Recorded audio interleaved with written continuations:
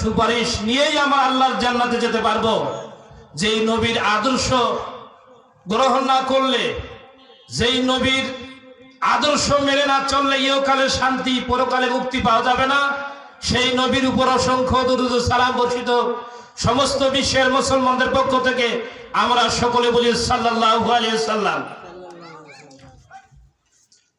আমরা আজকে কোরআনুল কারীম থেকে আলোচনা অর্থাৎ তাফসীর শুনতে এসেছি। কোরআন থেকে কথা হবে। কোরআন থেকে কথা বলতে গেলে কোরআনের বিরুদ্ধে যারা চলে তাদের কলিজায় আগুন লাগতেই পারে। আল্লাহ পাক কোরআনে বলেছেন আল হাক্কু মুররুন, হক কথা হলো তিতা। হক কথা বললে মানুষের মন খারাপ হবেই হবে। কিন্তু অনেকের ধারণা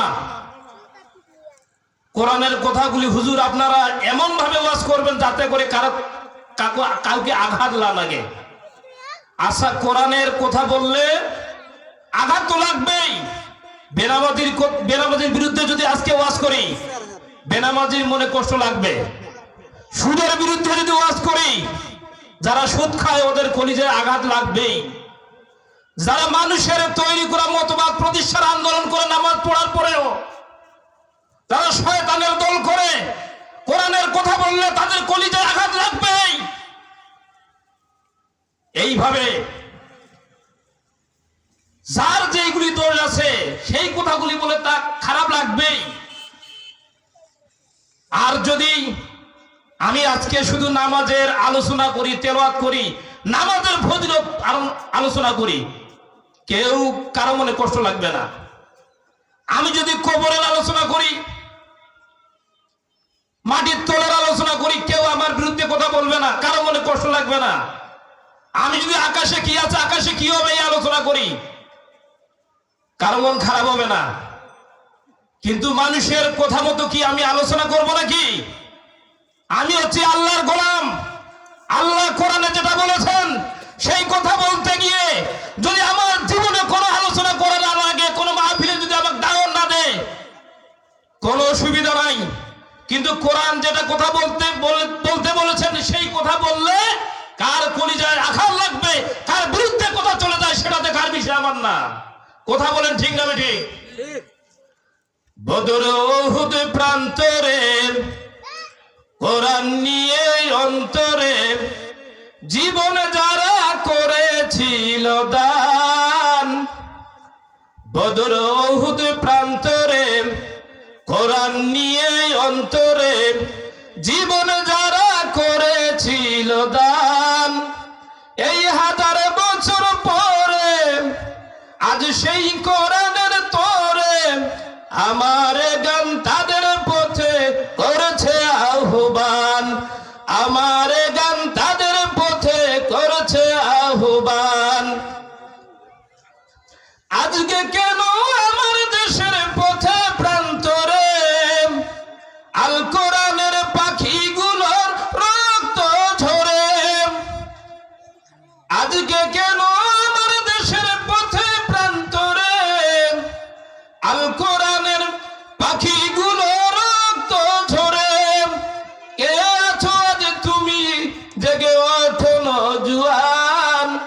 আল কোরআনের জন্য তোমার কাঁদে নাকি প্রাণ? আল কোরআনের জন্য তোমার কাঁদে নাকি প্রাণ? বদর উহুদ প্রান্তরে কোরআন নিয়ে অন্তরে জীবন যারা করেছিল দান। এই 1000 বছর পরে আজ সেই কোরআনের তোরে আমার গান তাদের পথে করেছে আহ্বান। আমার গান তাদের পথে করেছে আহ্বান। আজকে কেন মরছ দুঃখে হায় রে মুসলমান? আজকে কেন মরছ দুঃখে হায় রে মুসলমান? ওই শুনো আজ কোরআন তোমায় করেছে আহ্বান। ওই শুনো আজ কোরআন তোমায় করেছে আহ্বান। বীর খালিদের মতো তুমি ধরো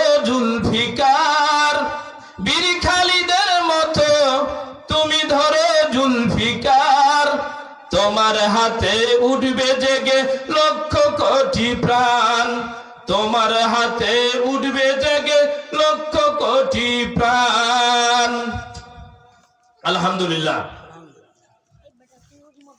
আমি কোরআনুল কারীম থেকে আপনাদের সামনে সূরা শুরার 13 নম্বর আয়াতে কারিমা তেলাওয়াত করেছি এবং নবীর অসংখ্য হাদিস থেকে একটি হাদিস তেলাওয়াত করেছি। আল্লাহ রাব্বুল আলামিন যদি আমাকে তৌফিক দান করেন, প্রধান মেহমান আসার আগ পর্যন্ত কোরআনুল কারীম থেকে সঠিক কথাগুলি আল্লাহ পাক যতটুকু তৌফিক দান করবেন, সেই হক কথাগুলি বর্তমান প্রেক্ষাপটে যেগুলি আলোচনা করা দরকার সেগুলি আলোচনা করার চেষ্টা রাখবো। আপনারা সকলে দোয়া করবেন ইনশাআল্লাহ।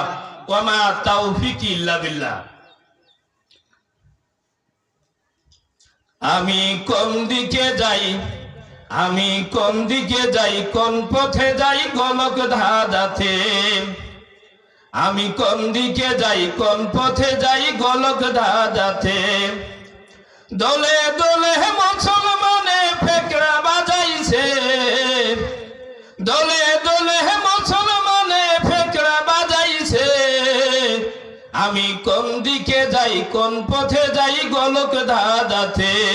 আমি কোন দিকে যাই, কোন দলে যাই গলক ধাঁধাতে। কেউ বা বলে দোয়া করো, উঁচু করো হাত। কেউ বা বলে হাত তুলিলে হয়ে যায় বেদাত। কথা বলে ঠিক না ঠিক? কেউ বা বলে দোয়া করো, উঁচু করো হাত। কেউ বা বলে হাত তুলিলে হয়ে যায় বেদাত। আবার কেউ বা বলে দুটাই চলে, আবার কেউ বা বলে সবই চলে, ক্ষতি কি তাতে। আমি কোন দিকে যাই, কোন দলে যাই গলক ধাঁধাতে। আমি কোন দিকে যাই, কোন পথে যাই গলক ধাঁধাতে। কেউ বা বলে খুশি হবে নবী পড়িলে মিলাদ। আবার কেউ বা বলে পড়লে মিলাদ হয়ে যায় বেদাত। কেউ বা বলে খুশি হবে নবী পড়িলে মিলাদ। আবার কেউ বা বলে পড়লে মিলাদ হয়ে যায় বিদাত। আবার কেউ বা বলে দুটাই চলে, আবার কেউ বা বলে সবই চলে, ক্ষতি কি তাতে। আমি কোন দিকে যাই, কোন পথে যাই গোলক ধাঁধাতে। আমি কোন দিকে যাই, কোন পথে যাই গোলক ধাঁধাতে। আজকে আলোচনা কোন দিক দিয়ে শুরু করব? আজকে আলেম সমাজরা যারা কথা বলে, আলেমরা যারা কথা বলে, তারাও চিন্তার মধ্যে পড়ে যায় কোন দিকে ওয়াজ করবে। যেদিকেই ওয়াজ করবে সেদিকে বাধা। কার সুবিধা মতো ওয়াজ করবেন? আজকে আমি আলোচনার পয়েন্ট রেখেছি, এই কোরআনুল কারীম শুনতে আসে 3 শ্রেণীর লোকেরা। কয় শ্রেণীর লোকেরা কোরআন শুনতে আসে? 3 শ্রেণী। এই 3 শ্রেণী নিয়ে আলোচনা করব। 1 নম্বরে কোরআনে কারীম শুনতে আসে ঈমানদার। ঈমানদাররা কোরআনুল কারীম শুনতে আসলে তাদের ঈমান বেড়ে যায়। এই হলো 1 নম্বর শ্রেণী। ঈমানদাররা কোরআন তেলাওয়াত শুনে কোরআনের মাহফিলে আসে। 2 নম্বরে কোরআন শুনতে আসে আরেক শ্রেণীর লোক, তারা হলো কাফের, বেঈমান, গাদ্দার। এরাও কোরআন তেলাওয়াত শুনতে আসে আর মনে মনে চিন্তা করে হুজুর রাজনীতির আলোচনা করে নাকি দেখি শুনি। আর আরেক শ্রেণীর আলোচনা করতে আসে মুনাফিক মার্কা মুসলমান, মুনাফিক। তাহলে আমাদেরকে ওই মনোযোগ নিয়ে আলোচনা শুনতে হবে, ঈমানদারদের মনোযোগ নিয়ে। আল্লাহ রাব্বুল আলামিন কোরআনুল কারীমে বলেছেন, ওয়া মান আহসানু কাওলাম মিম্মান দা ইলাল্লাহ ওয়া আমিলা সালিয়ান। ওর কথার চাইতে আর কার কথা ভালো হতে পারে যে ব্যক্তি মানুষকে আল্লাহর দিকে ডাকে এবং নেক কাজ করে। আল্লাহ পাক বলেছেন কোরআনে, ওয়া মান আহসানু কাওলাম মিম্মান দা ইলাল্লাহ। তার চাইতে ভালো কথা আর কার হতে পারে যে মানুষকে আল্লাহর দিকে ডাকে, কোরআন দিয়ে কথা বলে। তো কোরআন দিয়ে কথা বলে কি অসুবিধা হবে নাকি? কিন্তু অসুবিধা হয় যারা কাফের, যারা মুনাফিক।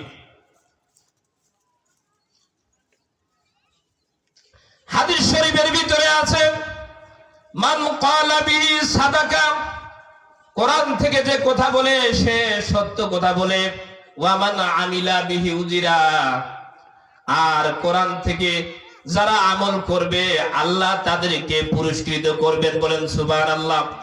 ওয়া মান হাকামা বিহি আদলা, আর কোরআন থেকে যে বিচার ফয়সালা করবে সে জাস্টিস বিচার করবে, ইনসাফ কায়েম করবে। কোরআনের বিচার হলো সঠিক বিচার। বলেন সুবহানাল্লাহ। ওয়া মান দা ইলাইহি উদিয়া ইলা সিরাতি মুস্তাকিম, আর যারা কোরআনের দিকে মানুষকে রাখে, কোরআন দিয়ে যারা কথা বলে তাদের দাওয়াতই হলো সহজ এবং সরল দাওয়াত। কোরআন দিয়ে কথা বললে ভুল যাবে না। হাদিসের মধ্যে অনেক প্রকার, অনেকে বলে জাল হাদিস, অনেকে বলে সহিহ হাদিস। আজকে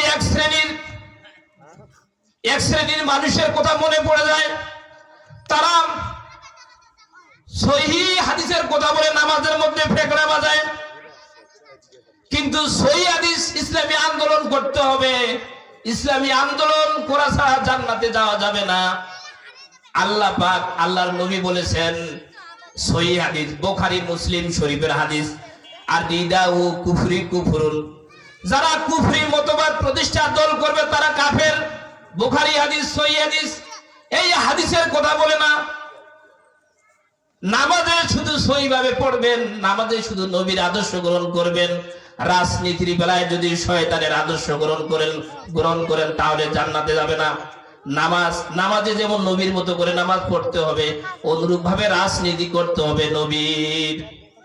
আপনি নামাজ পড়লেন নবীর মতো করে, কিন্তু রাজনীতি করবেন শয়তানের, কখনো জান্নাত যাবেন না। জান্নাত যেতে গেলে নবীর মতো করে নামাজ পড়তে হবে যেমন, আর সেইভাবে নবী যে রাজনীতি করেছেন সেই রাজনীতি করতে হবে। শয়তানের রাজনীতি করলে সহিভাবে নামাজ পড়লেও আপনি জান্নাতে যাবেন না। দুঃখের বিষয়, আমাদের সমাজে আল্লাহর কোরআন সমাজে প্রতিষ্ঠা করতে হবে সবচেয়ে বড় ফরজ। এই ব্যাপারে ফতুয়া নাই। ফতুয়া হচ্ছে কে মুনাজাত করেছে, হাত উঠাইলো, কে উঠাইলো না, কে নাভিতে হাত বাঁধলো, কে বুকে বাঁধলো, কে আগা দিনে ঈদ করলো, কে পরি দিনে ঈদ করলো, এই নিয়ে ফতুয়াবাদী। কেউ বা দাবি করে আমি হানাফি, কেউ বা দাবি করে আমি আহলে হাদিস, সবাই দাবি করে নিজ নিজ দলের কথা।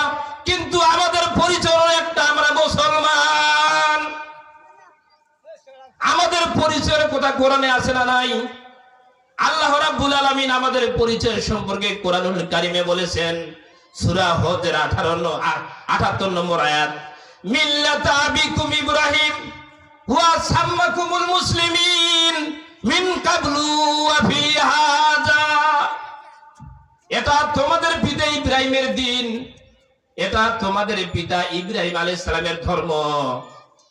ইব্রাহিম আলাইহিস সালাম এই ধর্মের নাম রেখেছেন মুসলিম। আমরা হলাম মুসলমান। পূর্বেও ছিল আমাদের পরিচয় আমরা মুসলমান। এই কোরআন, এই কিতাবে আমাদের পরিচয় আছে আমরা মুসলমান। তাহলে কেন দোলাদুলি করে ফতুয়াবাজি করে সমাজে ফিতনা সৃষ্টি করো? এই ফতুয়া তোমাকে কে দিল? সূরা ইমরানের 102 নম্বর আয়াতে আল্লাহ স্পষ্ট বলেছেন, ইয়া আইয়ুহাল্লাযীনা আমানুত্তাকুল্লাহা হাক্কা তুকাতিহি ওয়া লা তামুতুন্না ইল্লা ওয়া আনতুম মুসলিমুন। হে ঈমানদারগণ, তোমরা আল্লাহকে ভয় করো যেমন তাকে ভয় করা উচিত, এবং মুসলমান না হয়ে তোমরা মৃত্যুবরণ করো না। মুসলমান না হয়ে মৃত্যুবরণ করা যাবে না। এটা কার হুকুম? আল্লাহর হুকুম। তা আমাদের পরিচয় আমরা মুসলমান। কিন্তু আমাদের সমাজে কিছু কিছু ফতুয়াবাজি করে, তুমি হাত উঠাও নাই তোমার নামাজ হবে না, বুকে হাত বাঁধো নাই তোমার নামাজ হবে না। আমি কোন এক জায়গায় উদাহরণ দিচ্ছি, কোন এক জায়গায় এশার নামাজ পড়েছি আমাদের এলাকায়। এশার নামাজ পড়ে রাব্বানা লাকাল হামদান কাসীরান তাইয়িবান মুবারাকান ফিহি, এই দোয়াটা আপনি হানাফি হন, আহলে হাদিস হন, তাবলীগ জামাত হন, খানকা হন, যে যেই দলে থাকেন, এই দোয়াটা পড়লে সওয়াব আছে, আলহামদুলিল্লাহ। কিন্তু এই দোয়াটা যারা পড়বে না তাদের নামাজ হবে না, এই ফতুয়া দেওয়ার হুকুম আপনাকে কে মাতব্বরি দিল? আমি এই দোয়াটা পড়ি নাই, সঙ্গত কারণেই আমার ওই সময় এই দোয়াটা আমি পড়ি নাই। হ্যাঁ, আমি একটু নামের উপরে হাতটা বেঁধেছিলাম। হুজুর এই হলো ফুটকি ফুটকি হুজুর ডাইরেক্ট ফতুয়া দিয়ে দিল, তোমার নামাজ হয় নাই, তুমি রাব্বানা লাকাল হামদান কাসিরাম তাইয়িবান মুবারাকান ফিহি এই দোয়াটা পড়ো নাই, এমন কি কোন হানাফির নামাজ হবে না, এরকম ফতুয়া দিয়ে শেষ। বলে নাউজুবিল্লাহ, এরকম যারা ফতুয়াবাজি করে এরা হলো সমাজে ফিতনা ফাসাদ সৃষ্টি করেছে। আল্লাহ রাব্বুল আলামিন বলেছেন ওয়াকাতিলুম হাত্তা, আল্লাহ রাব্বুল আলামিন বলেছেন ওয়াল ফিতনাতু আশাদ্দু মিনাল কাতলু, যারা ফিতনা ফাসাদ সৃষ্টি করে হত্যা করার থেকেও জঘন্য অপরাধী এরা। একটা লোক নামাজ পড়ে না, তাকে নামাজ ধরান, নামাজের নিয়ম নাই, ওর নামাজ হবে না, এটা কোন ফতুয়া? সে আপনারা ইতিহাস জানে, হযরতে বেলাল যখন আযান দিয়েছিল, অনেক সাহাবীর মধ্যে একজন প্রশ্ন করলো যে হযরতে বেলালের উচ্চারিত হচ্ছে না আযানটা, সহি শুদ্ধ হচ্ছে না, থতলা। ওই বেলালকে মুয়াজ্জিম বাদ দিয়ে অন্যজনকে মুয়াজ্জিমের দায়িত্ব দাও হোক। অন্যজন আযান দিল, ভোর আর হয় না, ওহির মাধ্যমে নবীকে জানিয়ে দেওয়া হলো ওই বেলাল যতক্ষণ আযান দিবে না ততক্ষণ সূর্য উঠবে না। বলেন সুবহানাল্লাহ। তার মানে বেলালের থতলা হলো সেটাই আল্লাহ পছন্দ করেছেন। আপনি মুফতি মুহাদ্দিস কিছু হন নাই, আর আপনি বলেন যে এটা নাজায়েজ, এটা হারাম, এটা অশুদ্ধ, অমুকের নামাজ হবে না, তমুকের নামাজ হবে না। এই কন্ট্রাক্টরই আপনাকে কে দিল? এরা হলো সমাজের ফিতনাবাজ। আজকে দেখেন সমাজে ফিতনা ফাসাদ হচ্ছে, ইহুদি খ্রিস্টানরা খুশি যে মুসলমানে মারামারি, মুসলমানে ফেকড়া। তাবলীগ জামাত একটি বৃহৎ জামাত, কিছুদিন পূর্বে তারা বলেছিল, বুঝার জন্য বলতেছি, কারো গীবত করতেছি না, আমরা তাবলীগওয়ালা কাজ করি, আল্লাহওয়ালা কাজ করি, আমরা নবীওয়ালা কাজ করি, আমরা রাজনীতি করি না, দল করি না, মিছিল মিটিং করি না, আমাদের মুরব্বি নিষেধ, আমরা মানুষকে নামাজের কথা বলি, আমরা মানুষকে কৌশলে সুন্দরভাবে ভালো ভালো আমলের কথা বলি, দল দাঁড়ি হারা করি না। কিন্তু বর্তমানে কি দেখা যাচ্ছে?